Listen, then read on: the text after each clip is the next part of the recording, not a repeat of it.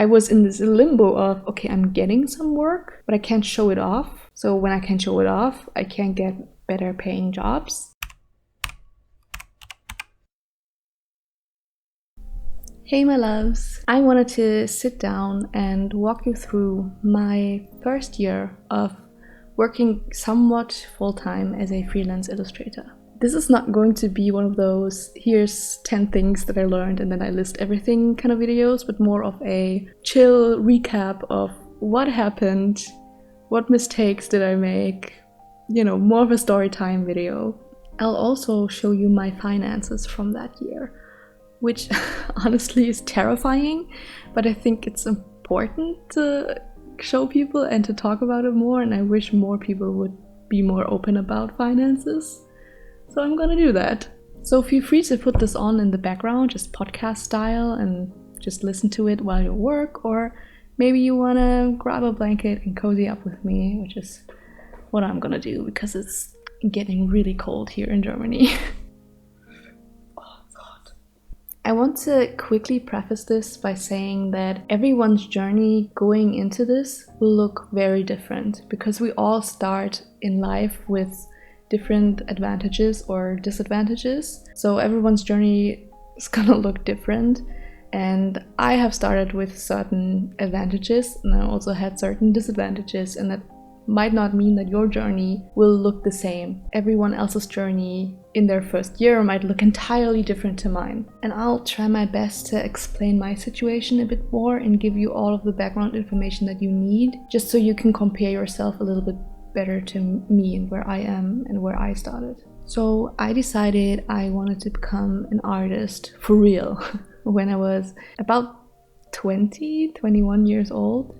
So maybe 6 or 7 years ago. And honestly, it wasn't until I graduated high school that I even started to think about art as a career. I started drawing as a hobby when I was about 16 years old, but at the time it wasn't something that I seriously pursued. Like, I never was one of those kids that just knew from a very early age that I wanted to go into arts. I actually always wanted to go into academia, which is hilarious considering I'm not an academically inclined person at all. But yeah, it took me a while to figure out that art was what I wanted to do. When I graduated, when I was 18, I super randomly applied to a university for game design because I liked video games and I thought, why not? And the curriculum there mostly consisted of game mechanics and programming, but also a little bit of art. And during my time there, I really fell in love with the idea of becoming an artist working in the games industry. I ended up dropping out of university after only a few semesters because I was really struggling with my mental health at the time, and I would continue to struggle for several years after that. And during that time where I got treatment, I never stopped drawing and I really started to practice more. But as you can imagine, if you're going through a mental struggle like this, I didn't always have the mental capacity to work or practice as much as I wanted to.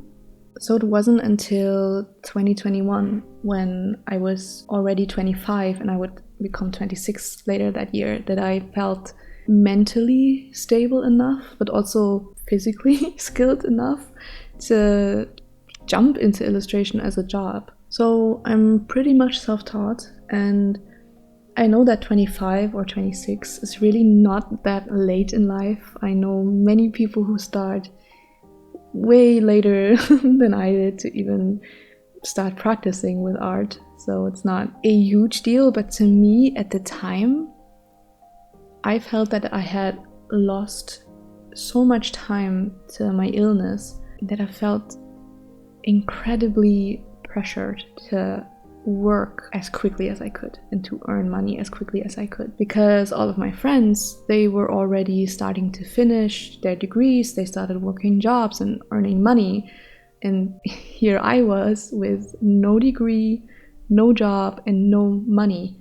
And I know it's silly, but I just wanted to keep up with them. And that also meant that my skill going into this wasn't really that high. And I put some examples of what my art looked like at the time on the screen so you can just see for yourself. They're not bad at all, don't get me wrong. But of course, the more skilled you are, the easier it is to get well-paying jobs. So I didn't necessarily set myself up for success here, which you will definitely see now that I will start talking about what actually happened when I started working. So how did I actually make the jump? Because as you can imagine, if you start working freelance, you don't immediately get all the jobs and get all the money and everything's dandy. I had backup. Originally, when I dropped out of university, I made a deal with my parents that they would pay my rent until I was 25. This is actually mandatory in Germany for parents to do, so it wasn't super unusual, but of course I still appreciate them for doing it, because even though it's technically the law, in reality not every parent is actually willing to or able to pay their children that amount of money. So I'm very lucky that I have parents that have very stable jobs where they earn well enough to support their children this way. The only condition on their part was that I had to prove to my parents regularly that I was working on and making progress with becoming an artist, so that I could start working by the time I was 25. And this gave me the option to be completely self-taught. I made my own curriculum. I took lots and lots of online courses and mentorships, and I had to be very disciplined about the work that I put in. But in the end, I did get my first job as an illustrator when I was 25. But because I was earning so little money at first, and also because I lost so much time due to my illness, my parents decided to help me out a little bit longer. And that way I was able to work as a freelancer and always had the safety net of being able to at least pay my rent. So all throughout my first year of freelancing, they continued to pay my rent. So I only had to earn whatever money I needed on top of paying rent. So jumping into freelancing wasn't as scary and as daunting for me because I knew I had backup. And I'm aware that not everyone has this kind of support system in their life, and I'm incredibly privileged this way. And that's what I meant with everyone has different advantages and disadvantages in life. I started off with having the advantage of having parents that aren't necessarily wealthy, we're not rich, but they're well off enough that I could literally be ill for several years and I was being taken care of. That doesn't mean I didn't have my fair share of money scare moments where I looked at my bank account and there were only like $10 on it.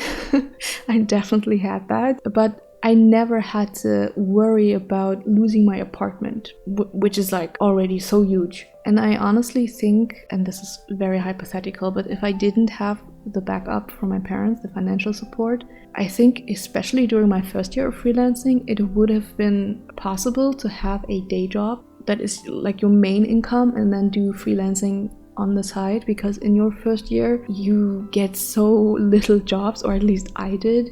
I think it would have been possible to do both things at the same time. And I know that a lot of people do this because if you don't have the privilege of being financially supported, that's what you have to do, right?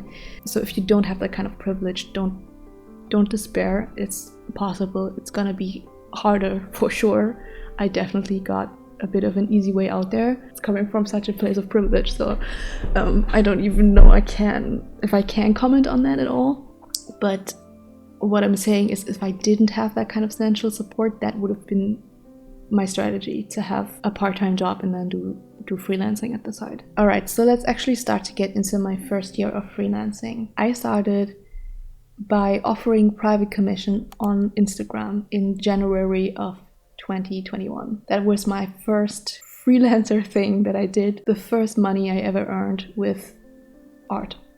And I deliberately decided to start with commissions, with private commissions, rather than apply to companies, because I wanted to collect experience working for clients while I was also still working on pieces for my portfolio. So in my first month of working, I earned about 105 euros in total, just from commissions. And in February, I did the same thing and ended earning about 170 euro. And in March, I was still not finished with my portfolio and still doing commissions, and I earned about 230 euros that month. So while these amounts weren't crazy in total, they definitely increased from month to month, which was very encouraging. And at the time, all of the money that I earned from these commissions went straight into paying bills, like paying for groceries, electricity, and all of that stuff on top of the rent that was paid by my parents. And I think the first 4 months of that year, I didn't have any money left that I could have saved. So everything always went straight into my life, basically. It's getting crazy dark out. You probably noticed that the lighting has changed, just like a wall of gray clouds just outside my window.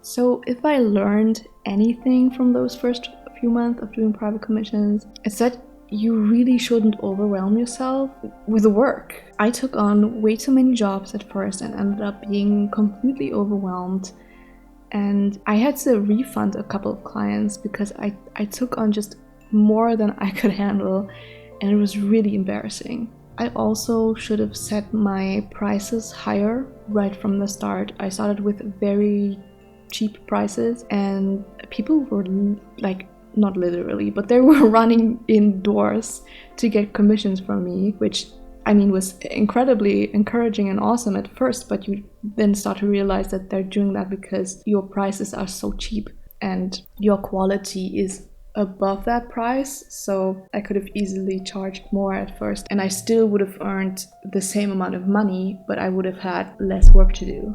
So if you ever offer commissions and you have lots and lots of requests and people who want to take commissions, that's a good sign that you're charging way too little and your quality is way above that and you can charge more. Like, definitely don't be afraid to do that. So I was still working on my portfolio in March of 2021 when I got an email by an art director who offered me a couple of illustrations for their project. Actually, an artist that I was in contact with casually over on Instagram for a while, they couldn't take on the job, so they referred the art director to me, and they liked what I had on my social media enough that they offered me the job. So again, I was really lucky that way. And of course, that's not the only way you can land your first job. I actually made a whole video about that, and I will link it in the cards in the description in case you want to check it out. But that's honestly how I got my first job. Sometimes you just gotta be lucky. So I worked on that for the whole month of April. And you'll notice in my finances that I didn't earn any money that month. That's because typically when you work with companies, at least in the tabletop industry, they will only pay you after you finish the job. Sometimes you get down payments, but honestly, most of the time they will pay you after you delivered all of the work that you do for them. And that sometimes takes up to 30 days after you delivered the final paintings or illustrations. So definitely be prepared for that. Definitely make sure you put aside money for those months where you work constantly, but you know you're not going to get paid until a month later. Of course, once you're in that loop where you get consistent work every month, you constantly get paid from the month prior. But when you start, sometimes you won't get jobs for a couple of months in a row, and then things can get kind of stressful and not so nice.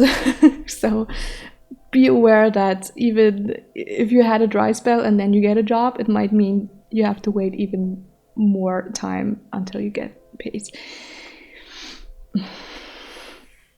It's getting darker and darker. Well, at least this video is gonna be kind of cozy that way, huh? So that month in April, I think I painted about 11 character portraits for them. When I'm saying portraits, I mean more like half-body portraits. I'll put them on the screen. And I earned, I think, 495 euros in total for them, which comes out to about 45 euros per illustration, which is very little money. And it's definitely less than what I was charging for private commissions at the time. But I had found my first professional client, and I have to say that to this day, they're still incredibly sweet and amazing, and they still get me jobs whenever I have a dry spell where I need some jobs to buffer in. I can always contact them and they will try their best to feed me any kind of job that they have. So I'm really not mad about that. And once I was able to upload what I did for them to my portfolio, I was instantly able to get more jobs and better paying jobs. So while I don't agree with the fact that they pay so little, and I think we should have a conversation about that, honestly, because it's very little money, they do give beginners a chance and they are very loyal. And I was even able to upload the stuff to my portfolio a little bit before the actual product dropped, which is very rare. So they were very lenient in that aspect as well. And all those jobs that I did for them definitely led to better paying jobs. And I think that's, or at least I think that's kind of how it works. You get those bottom feeder jobs at first, and then you just kind of work yourself up and up and up with every job that you do. At least that's how it's been for me so far. So even though they didn't pay much, those jobs really boosted my career, and I would totally do it again this way. So in May, when I was paid out that money that I earned in April, it was the first month where I actually was able to save and put aside some of the money that I earned. And that was an amazing feeling. I ended up doing 7 more illustrations for them in June, as well as a couple of private commissions. So the commissions earned me €88 that month. I was paid in July for the other illustrations, and they earned me €315. And in July I also continued with commissions, so in total I earned like €390 that month. It's pouring like crazy right now outside, so if you do get those gentle rain ASMR sounds, which I kind of hope you do, that's what's happening right now. So June and July were the first months where I wasn't able to make more money than I was the previous month, which was a bit discouraging. But since I was still working on my portfolio and I wasn't really applying to new jobs, that was definitely my fault. It was definitely on me. I was really blocked at the time when it came to my portfolio. I pressured myself a lot to create these amazing pieces. I just wanted to have a super professionally, highly skilled looking portfolio. But the truth was that I was neither professional nor highly skilled at the time. So I expected things of me that I couldn't deliver. And that kind of crushed me for a while, and it made me procrastinate and just not do the work that I had to do to finish the pieces. Looking at August and September, I can honestly, for the life of me, not figure out what I did in those months. I don't know where the €540 are coming from. I know that I did a bit of freelance work and I had also commissions that month, but in September I donated all of that to the Afghan Women's Mission, which was about €500. I put the receipt on screen as well. So I don't know what was going on there. I just cannot remember what kind of job that was, so I can't put any like examples on screen. I tried to find it in my contracts, but sometimes you don't get contracts, and I don't know what happened. Just a dubious amount of €540 randomly in my bank account, I guess. Sounds really bad. In October, I had another small job with that company that I was working with. So that earned me, how much? €225. And that's the last money I earned that entire year. In November and December, I got really fed up with the fact that I just wasn't working on my portfolio and I wasn't finishing the pieces, and I was constantly putting it off because I was always thinking I need to do more. Even if I finished a piece, I immediately either hated it or I was like, I can do better, I can do more, I have to put more pieces in. And I couldn't stop working on it, but I also couldn't work on it because I was so paralyzed by the fact that I wanted to make such good work that I clearly couldn't. So this whole thing just came to a boiling point around November and December, I guess. And I decided I would just stop everything else that I'm doing, any kind of work or commissions. I would just focus on my portfolio because I knew how crucial it was at that stage to have a good portfolio, because most of the work that you do, even though I was already getting jobs. I wasn't able to put them into my portfolio because the products hadn't released yet. So I was in this limbo of, okay, I'm getting some work, but I can't show it off. So when I can't show it off, I can't get better paying jobs. I can't prove to people that I have experience. So all you can do is to have a killer portfolio so that you get jobs anyways. And I didn't have that. I wanted it, but I didn't have that because I was scared. So in November and December, I went back to the basics. I took more online classes. I did lots and lots of studies and practices, and I did end up putting a couple of more pieces into my portfolio, finally. I finished my portfolio at the beginning of 2022, and since then I have gotten a lot more jobs, and more regularly and better paid, but that's a story for another video. So in total, in my first year of freelancing, I earned about 2,000 euros. That is very little money. Very, very little money. And I couldn't have lived off of that without financial support.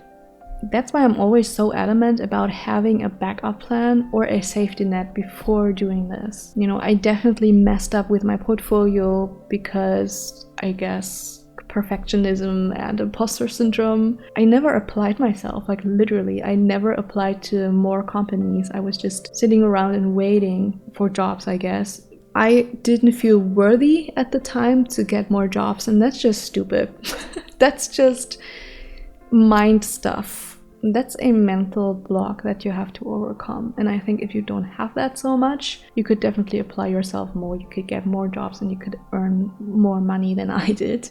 I think I watched a video by Forrest Imel about how much he earned in his first year of freelancing, and he earned about $10,000, which in the grand scheme of things is not that much money at all too, but of course a lot more than I earned in my first year. Maybe he already started with a bit more skill and experience, or maybe he just applied himself more, he worked harder, he studied harder.